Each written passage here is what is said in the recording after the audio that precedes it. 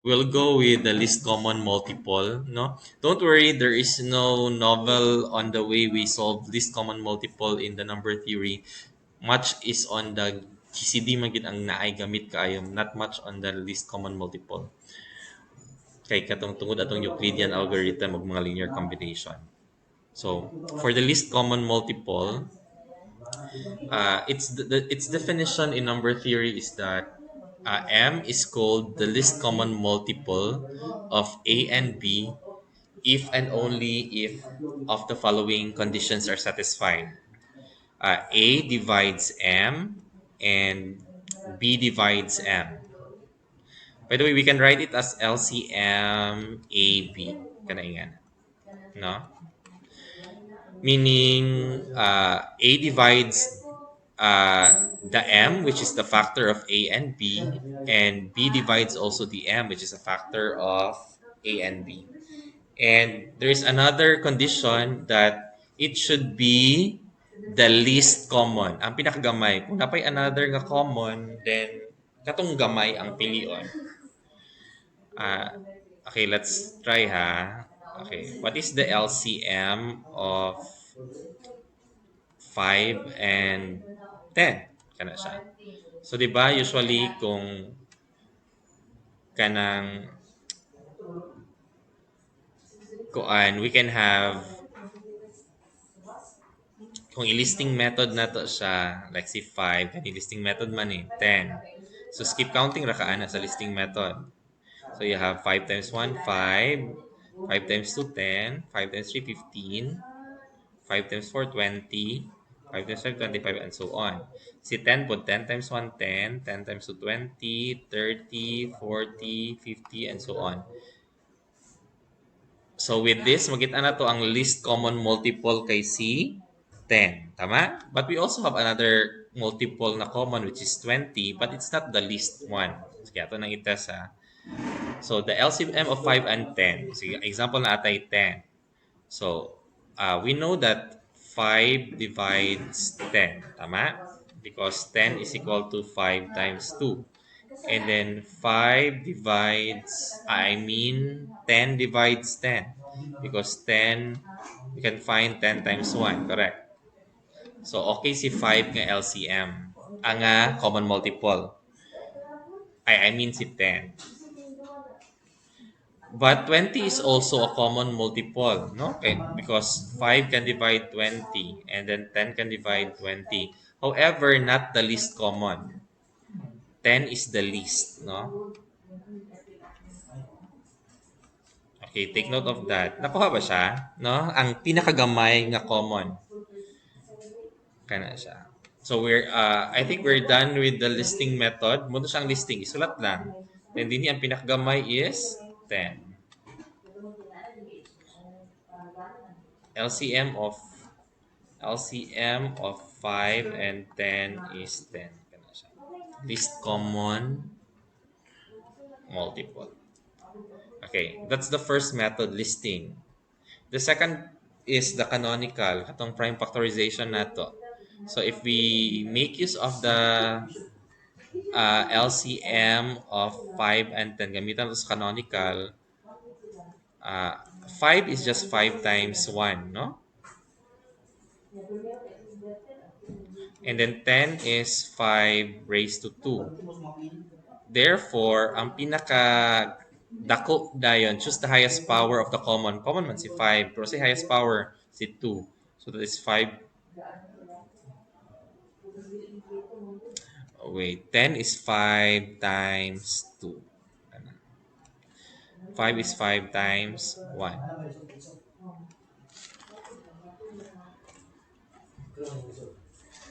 So if you go over with that, so the common here is 5. The common here is 2. So 5 times 2 is equal to 10. But usually, di na nato nagyanabutang si 1, no? Dini, ang highest power anak kay 5 times 1 raman yun, no? Okay, 5, 1, 5, 1 raman na. Then the second is 2. So it is 10. Let's try another example nga kanang dili siya kanang gamay ang number. So try to find the LCM of 12 and 24. So if you have 12, that is 12 is 4 times 3. So that is 2 squared times 3, correct? And then 24 is 8 times 3. So that is 2 raised to 4 times 3. So raised to the 1 raman na ang mga 3. So kani siya ang highest ani kani siya, then kaning 3 raised to 1 dahil common man sa duha. So you will have 2 raised to 3. 3 ra na siya.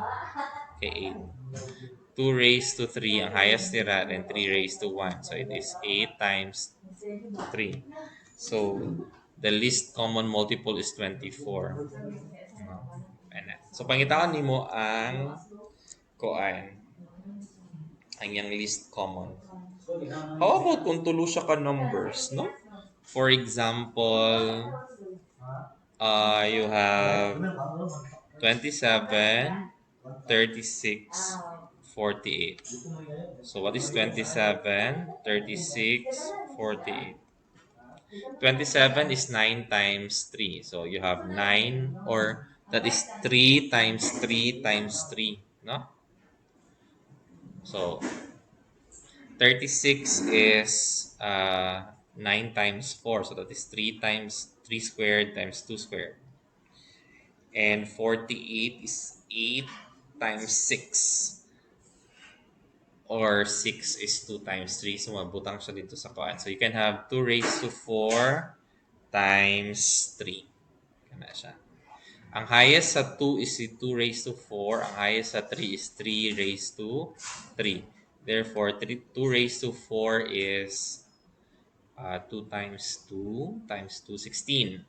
Ang 3 raised to 3 is 27. So the least common multiple is 16 times 27. That is 432. Okay. So the least common multiple here is 432. Here, the least common is 24. So that is for canonical form. But we can also make use of continuous division. How do we do that? Murag i-continuous lang nato siya divide. Like for example, 12 and 24. How can we do that in continuous division? Na kay 12 ug 24, mamili lang ka og prime number nga imong i-divide sa iya. So example, divisible man sa 2.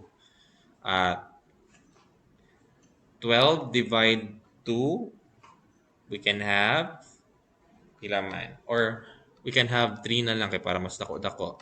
So 4. Then kani siya 8. Ma-divide na po na nato by 2. So if divide by 2, you can have 2 and this can be 4.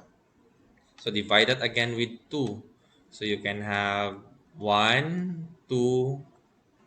So meaning our LCM is kani siya, kana tanan. I-multiply na. The LCM is equal to 3 times 2 times 2 times 1 times 2. So you have 3 times 2, kana siya ha? 6, 12, 24, which is similar with this one. Or you can try 27, 36, and 48. So you cannot be. Kaya mas dako siya nga number. Asa na to siya ikuan. Sa another na lang na screen, no? 27, 36, 48. So let's try the LCM of 27, 36, 48. 27, 36, 48. Possible divisible siya sa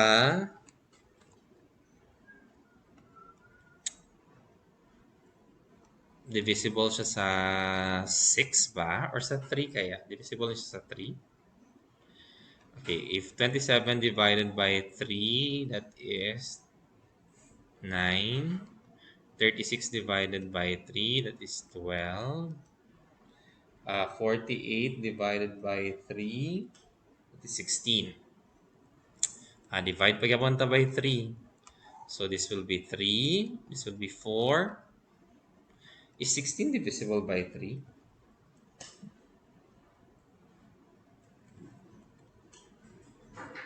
Dili, no? So we cannot make use of 3 here.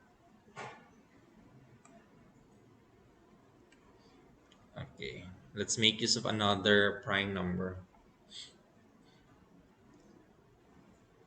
9.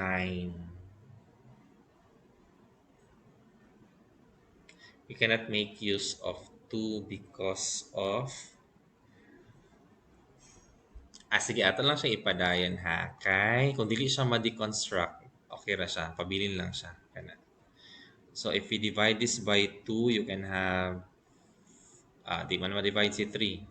3. And then you can have 2. This is 8. Divisible pagyapon siya by 2 si 8, no? Divide that by 2. You will have... Di man na siya pwede. 3, 1, and then this is 4. Divide pagyapon ta by 2. You can have 3, 1, and then 2. Let's try to multiply this one. Kanitanan. Pila da siya. What is 3 times 3 times 2 times 2 times 2 times 3 times 1 times 2? Okay?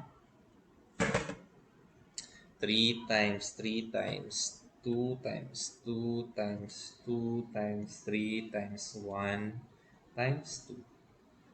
It is 432.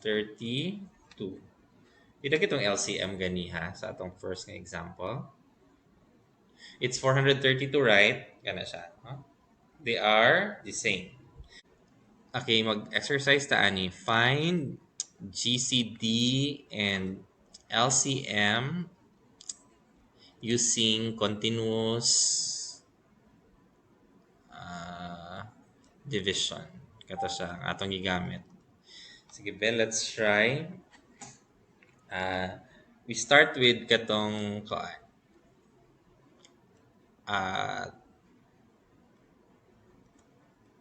12 and 48. Kana siya. Sige, let's try. We will get the GCD of 12 and 48 and the LCM of 12 and 48. So what's the GCD of 12 and 48?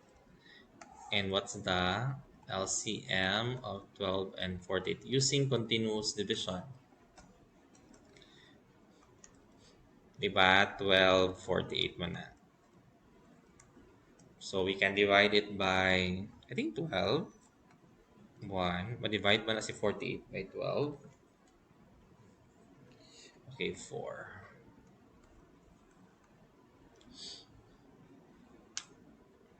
Sorry, dili din siya prime.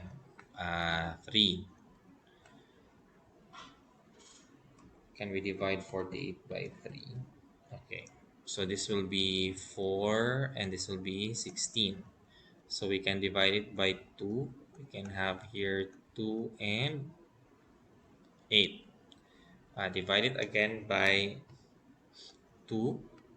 We can have here 1 and we can have here 4. Divide it again by 2. We can have 1 and 2. So if we get the GCD, I think kaniraman na yan siya.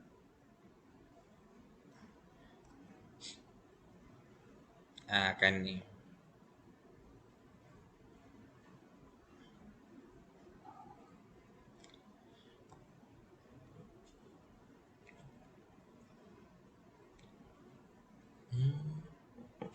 I think dili man common sa tanan si dinhi nga area, no, wala siya. So dinhi ra tataman kanira. Wait. Kanira nga area kay kani si 1 di naman siya, no? Di siya divisible kani nga area. So katong kuhaan si GCD kanira 3 times 2 times 2. So that is 12. Greatest common denominator. Is it true? No, nga GCD sa 12 and 48 kasi 12 ang pinakadakuan, no? Because 40 You can have here 12 times 1, and then 48 is 12 times 4, no? So, si 12 ang pinaka nakuan nga common. Nganong wala ato siya gi-appeal kani siya kay tungod ani, tanawa gani. 1 naman gud ni, and then 2 divides 1 divided by 2, no? Di na siya kuan.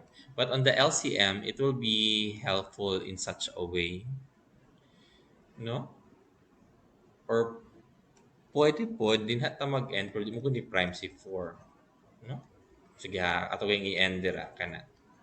Then ang atong LCM is kanin dayon siya nga area kana.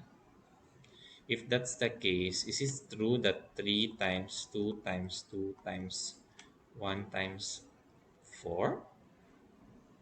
Ba? Let's check ha.